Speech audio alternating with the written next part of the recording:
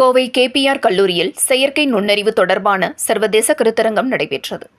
கோவை அரசூர் பகுதியில் கேபிஆர் கலை அறிவியல் மற்றும் ஆராய்ச்சி கல்லூரி செயல்பட்டு வருகிறது. இக்கல்லூரியில் செயற்கை நுண்ணறிவு தொடர்பான சர்வதேச கருத்தரங்கம் நடைபெற்றது.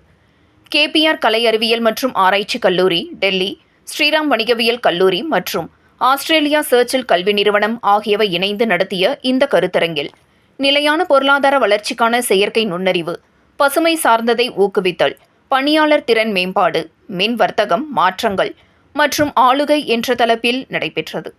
2 நாட்கள் நடைபெறும் இந்த சர்வதேச கருத்தரங்க மாநாட்டின் துவக்க விழா கல்லூரி வளாகத்தில் நடைபெற்றது.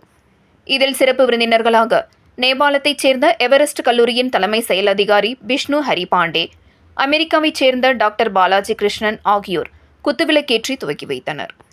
இந்த மாநாட்டின் வாயிலாக இந்தியா, அமெரிக்கா, ஆஸ்திரேலியா, நேபாளம் ஆகிய நாடுகளைச் சேர்ந்த தொழில்துறை தலைவர்கள் மற்றும் கல்வியாளர்கள் பங்கேற்று ஆர்டிஃபிஷியல் இன்டெலிஜென்ஸ் வருகையால் ஏற்படும் வாய்ப்புகள் மற்றும் சவால்கள் குறித்து கலந்துரையாடினர்.